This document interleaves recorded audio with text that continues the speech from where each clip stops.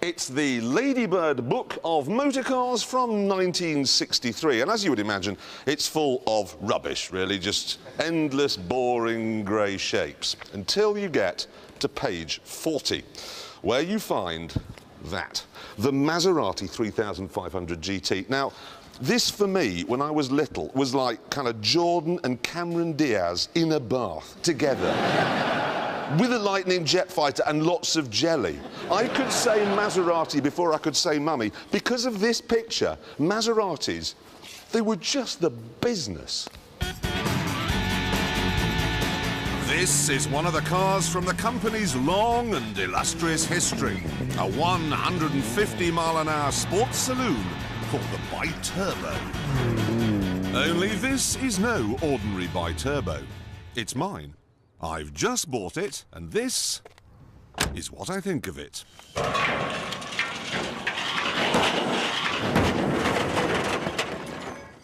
The Bi-Turbo got what it deserved because it was an affront to one of the best badges in the business.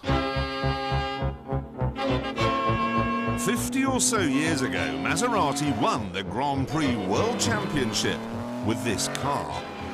The face-bending 250F.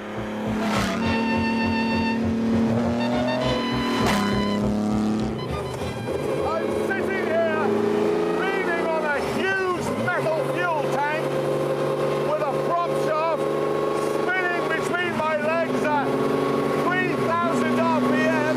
I've got drum brakes and I've got tyres that would be more at home on a rally chopper push bike. So it was 1950s technology, but there was nothing 1950-ish about the speed.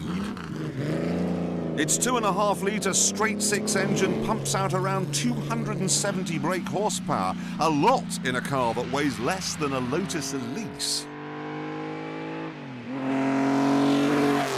That means 0 to 60 in 4.3 seconds. The top speed is 165 miles an hour. Oh, yes.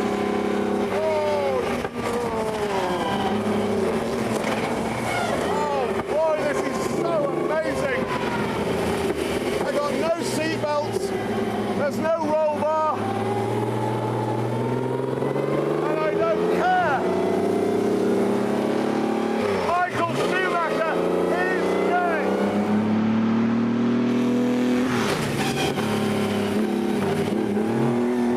Oh no, I'm spinning in £1 million. I've just spun a car worth £1 million. Oh dear.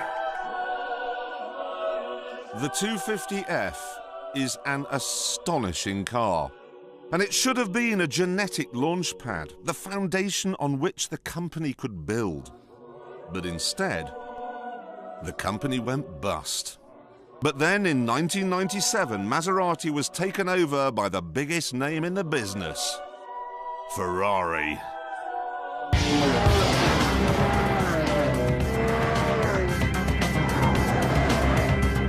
Ferrari decided that what Maserati needed most of all was a racing car. So they took their Enzo, gave it some new clothes and created something called the MC12.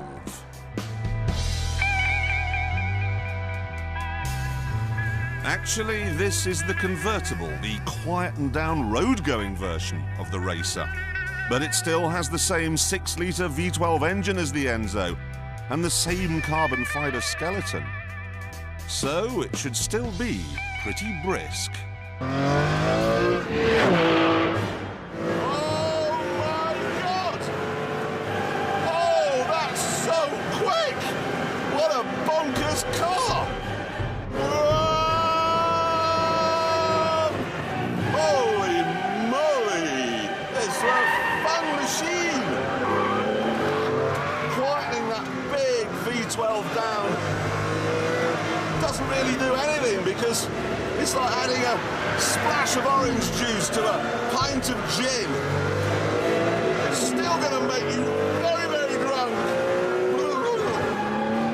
The The 630 horsepower MC12 goes from 0 to 60 in 3.8 seconds.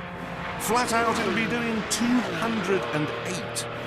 So it's just as fast as the Enzo. And that's the fastest car we've ever tested here. It's easy to be seduced by the speed, but don't be, because this car has a few problems. Because this car was designed for racing, it has a huge rear spoiler. But don't worry about this blocking rear visibility, because there's no back window. And then there's the sheer size of the thing. Like the only thing that dwarfs this is the price tag. £412,000. There's something else too. Racing cars which have been converted for road use never really work. It's like making a hardcore adult film and then editing it so that it can be shown in British hotels. You just end up with a sort of half-hour close-up of some bloke's sweaty face. The MC12 then is a bit blurred. Is it a racer? Is it a GT car? Is it a detuned Enzo in a fat suit? You can't really tell. Yes, it is very, very, very, very, very fast. But it's far too big, far too ugly. And if you put your foot down, far too tricky.